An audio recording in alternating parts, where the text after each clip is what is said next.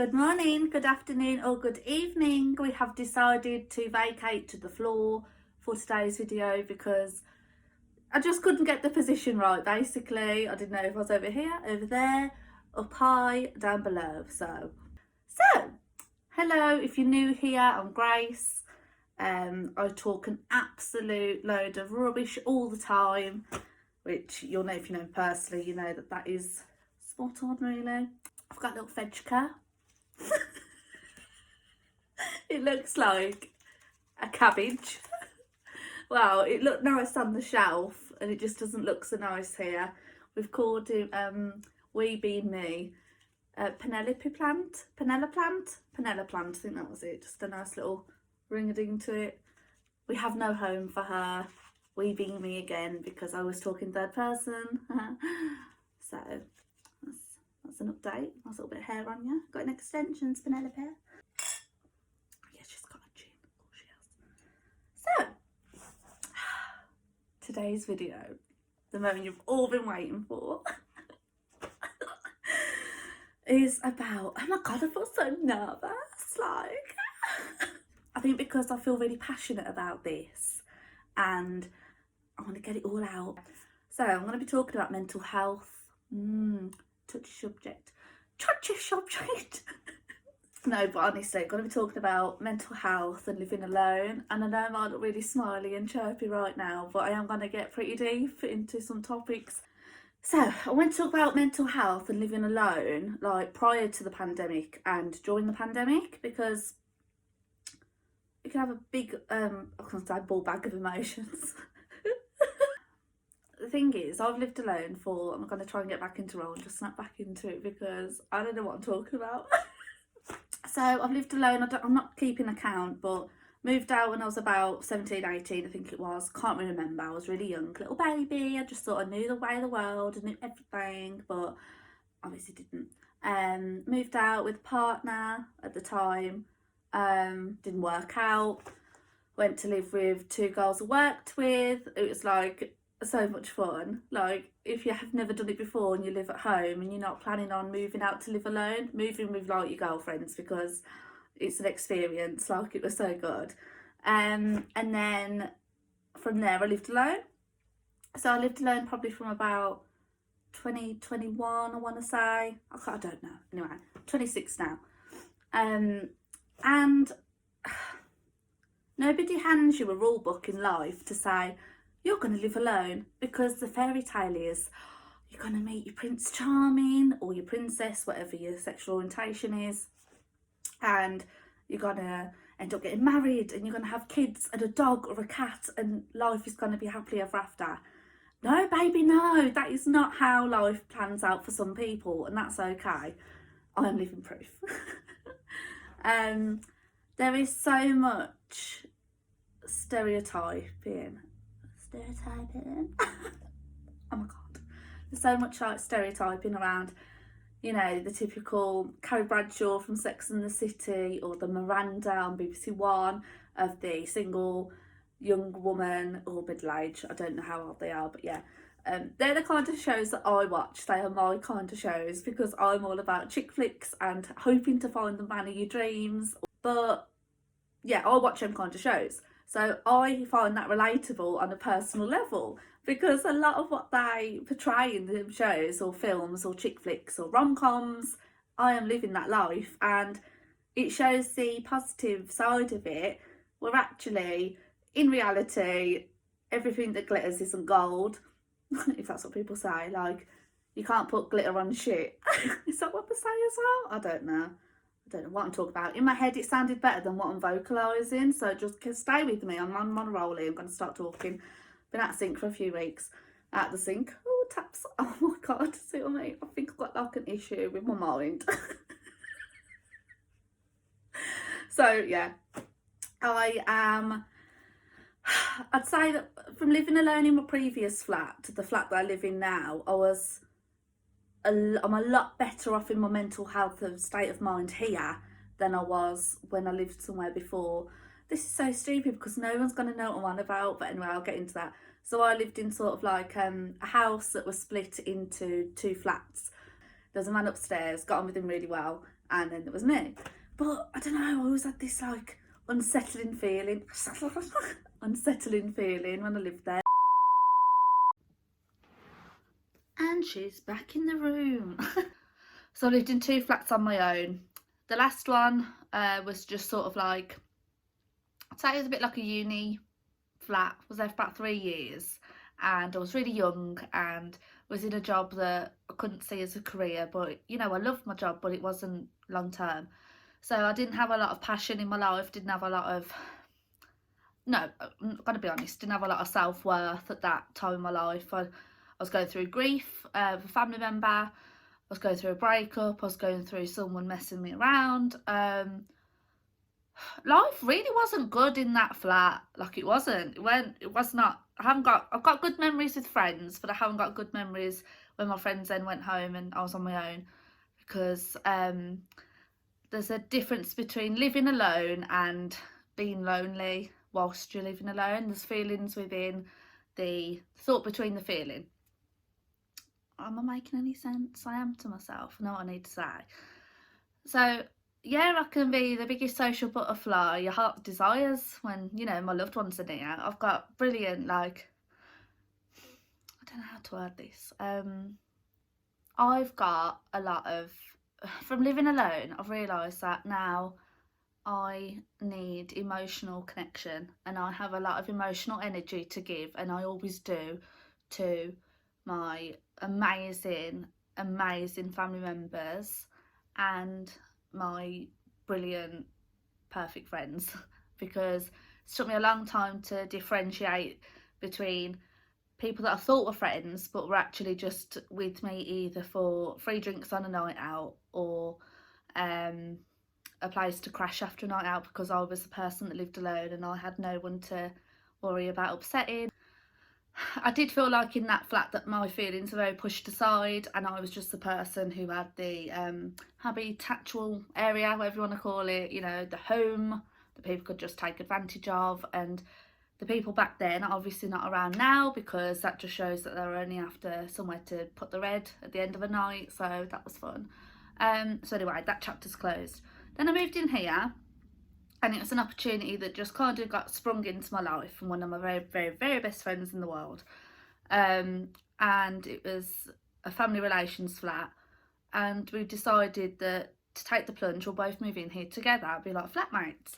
So it was going to either be a make or break. We were either going to really get along or really despise each other at the end of the experience. But we were both in a position in our lives where we were really good friends, and we thought we can make it work. We've got to be in it to win it, let's try.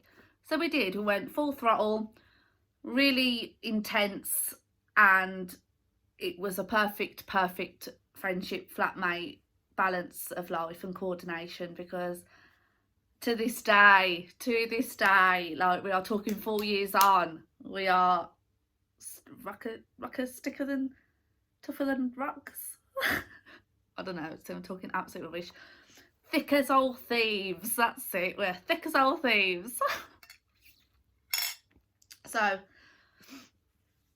he went his way in life and I've now gone mine, but our lives are now connected because we're very much part of that in each other's.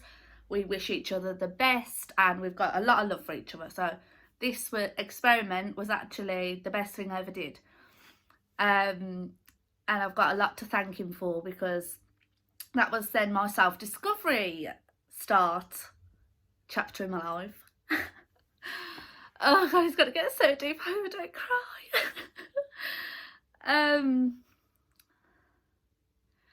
So it's a bit like therapy, isn't it, when you're talking to a camera? Okay, I go all weird because like okay. So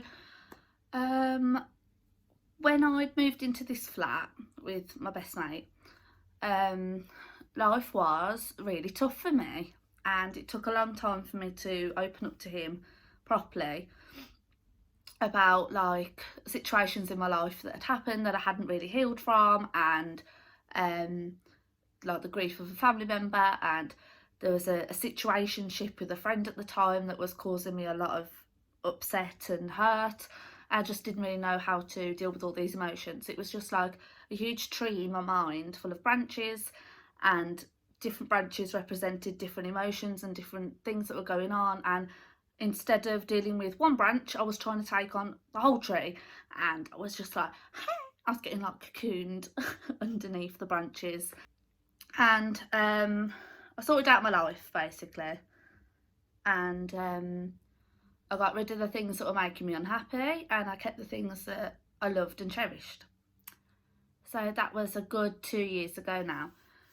So I've been in this flat 4 years, and people say to me a hell of a lot, oh, you're 26 now, you know, after COVID you'll find someone, and you'll settle down, and you're going to meet a gorgeous rich hunk of a man, and you're going to have beautiful babies and a life that you've always dreamed of.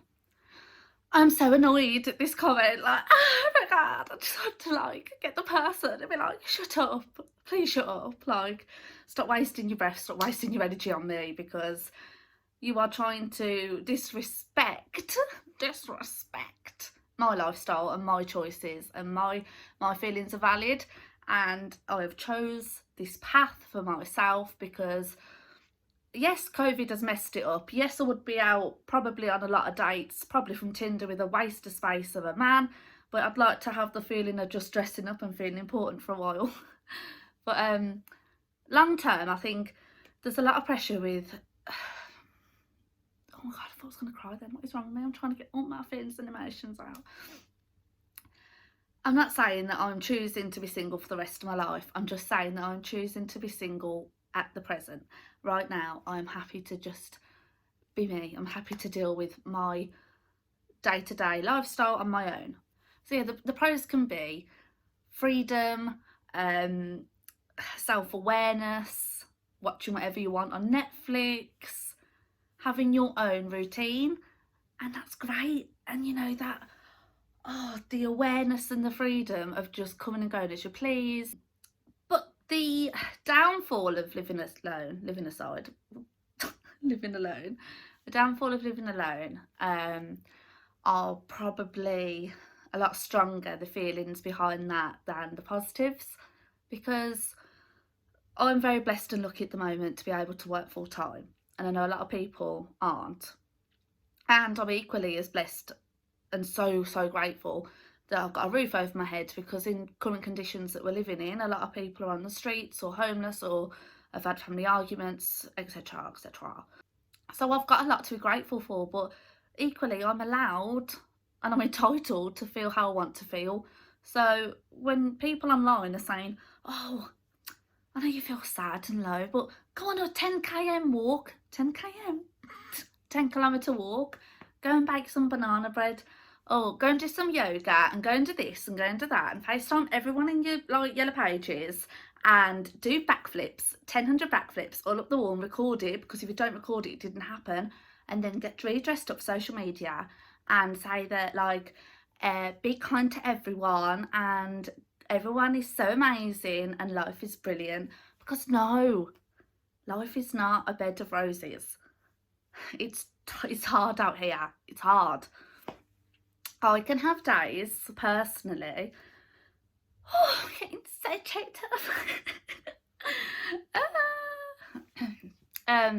I've had many days before the pandemic and currently where it's hard to even have a routine.